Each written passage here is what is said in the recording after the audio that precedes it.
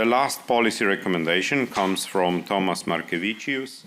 And just a few words about Tomas. He's a researcher and paintings conservator with experience at the National Gallery of Canada and the Munch Museum, and is co-leader of has been the co-leader of FP7 IMET project on carbon nanotube technologies for cultural heritage. He comes to talk to us as part of the Moxy project. So over to you, Tomas. Okay, let's start. We live in a climate-stressed and hybrid threat century, and to mitigate that, we protect our forests because they sustain life, and we protect water because it sustains life, and we protect energy and transport because they also sustain life. But what sustains life and democratic societies from within? Let me begin from a structural policy insight and proposition related to responsibility, resilience, and sustainability. Cultural heritage sustains societal and civilizational survival just as nature sustains biological survival. Both are parts of the environment. Nature, the biophysical environment, protects us externally. Cultural heritage protects societies externally beyond mechanistic biology. If we define the environment as the total systems that sustain life and humanity, then it has clearly more than one dimension. Heritage is the cultural dimension of the environment, identity, memory, and the lens of meaning through which societies interpret reality and maintain cohesion. As Danish philosopher Søren Kierkegaard wrote, life can be only understood backwards, but it must be lived forward. Heritage gives us that capacity. It provides the infrastructure of meaning that allows continuity while moving responsibly into the future. Biophysical systems makes certainly survival possible, but survival is not enough. If we want to thrive, we must treat the environment multidimensionally. A society cannot thrive while losing cohesion, purpose, and continuity. Culture and heritage ecosystems enable quality of life and endurance by providing shared meaning, direction, and collective orientation. International climate and sustainability frameworks increasingly treat natural and cultural heritage as interconnected, recognizing that safeguarding cultural heritage in itself is a form of green climate action. If we took the deeper meaning of green, it is about protecting what sustains life worth living, nature, individuals, and society, so that we thrive without putting other societies, nature, and future in jeopardy.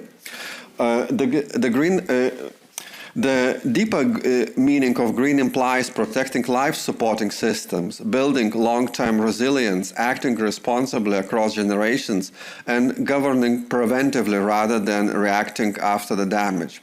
It is what green truly means when protecting cultural heritage belongs fully within the green paradigm.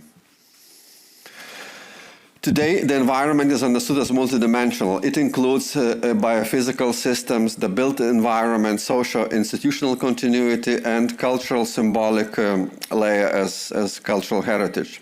If nature is the biological life-support system, then heritage is the cultural life support system. Green sustainability is incomplete if it protects forests but neglects memory and the cultural environment. Climate science increasingly understands a loss as cascading across interconnected socio-ecological systems. Cultural heritage loss amplifies social, economic, territorial, and psychological losses. For example, UNESCO's 2030 indicators confirm that heritage is measurable, operational, and policy relevant. The Commission, I believe, should formalize as a creative environmental protocol a shared sustainability framework enabling structured cooperation across the Gs and sectors. Research across Research across psychology and cognitive science shows that humans rarely think in isolation. We think together. Much of what we call knowing is really knowing that someone else knows, a form of distributed cognition and social contagion of knowledge. The same logic applies to heritage. Even though I did not create or own Sistine Chapel, Pollock's Alchemy in Venice, or Magritte's Empire of Light, I benefit from them through a shared cultural ecosystem. Works of art, archives, monuments, and historic places function as a shared meaning infrastructure, which is essential to society. As Gwendolyn Fife noted earlier, tangible heritage is not a narrative imposed of objects. It is meaning embodied in matter, the very fabric of the cultural environment. When material heritage is lost, societies lose their cognitive scaffolding, the material anchors that sustain memory, cohesion, and resilience. Heritage maintains meaning. Psychological research shows that loss of meaning weakens human capacity to endure, even physically. Viktor Frankl demonstrated through his survival in Nazi concentration camps that meaning functions as an internal resilience mechanism under extreme conditions.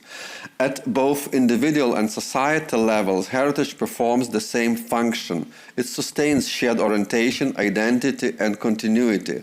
UNESCO has operationalized this through Culture 2030 indicators, treating heritage as both a sector and a transversal driver of sustainable development.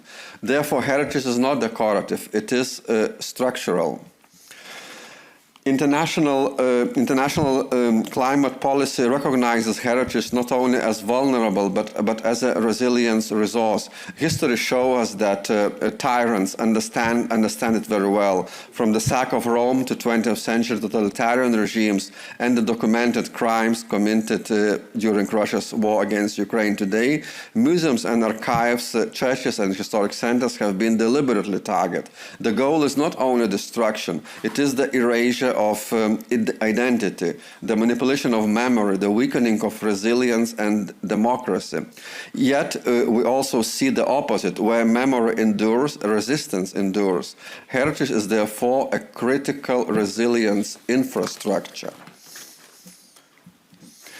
Nature and cultural heritage are exposed to the same full spectrum of threats: fire, floods, biological degradation, pollution, vandalism, social unrest, armed conflicts. And climate change doesn't create new risks so much as it amplifies all of them, making even more frequent, more intense, and more complex. But there is a crucial difference. Nature can often regenerate. Cultural heritage cannot. Once a historic surface material object is lost, it's lost permanently. Heritage is fundamentally non-renewable. That's why green action also needs heritage intelligence. Even well-intended climate mitigation in historic buildings can backfire if we apply incompatible standards without understanding traditional materials and meaning. So the message is simple. Sustainability without heritage knowledge can become one-sided or even counterproductive. As a precedent for a workable way forward already exists. For example, Germany's CRITIS framework recognizes officially culture and heritage as critical infrastructure and acknowledges symbolic criticality as essential to social resilience. The Blue Shield International has similarly recommended European Commission inclusion of heritage within Critical Entity Resilience framework. Formal recognition is both feasible and operationally meaningful. The paradigm is shifting. Formal recognition of heritage as critical entity is not only timely, it is, I believe, urgent. European heritage transcends borders, threats transcend borders, yet structured deployment mechanisms and sustained funding remain insufficient. Greening cultural programs alone is not enough. Culture must be integrated structurally across policy and funding frameworks. UNESCO already frames heritage both as a sector of as I said, transversal across sectors, and yet EU resilience, that aspect is missing. Under Critical Resilience Directive, critical entity delivers essential services to society. And here on the slide, I made a scheme of essential services delivered by heritage. And I believe heritage clearly belongs within this directive. And this is not securitizing culture, it is securing the culture's essential services. And just now summarizing with the 4 recommendations, I think that it is important to recognize heritage as a cultural dimension of the environment, recognize heritage as a critical entity sector, initiate designation of cultural heritage under Critical Entity Resilience Directive as the 12th sector, and mobilize EU instruments to establish long-term heritage science and operational capacity at a level of seriousness comparable of environmental protection, civil protection, and defense. And here I end with the last slide, that protecting heritage is not optional. It's a responsibility to the past, and it's a duty to the present, and it's a safeguard to the future. Thank you.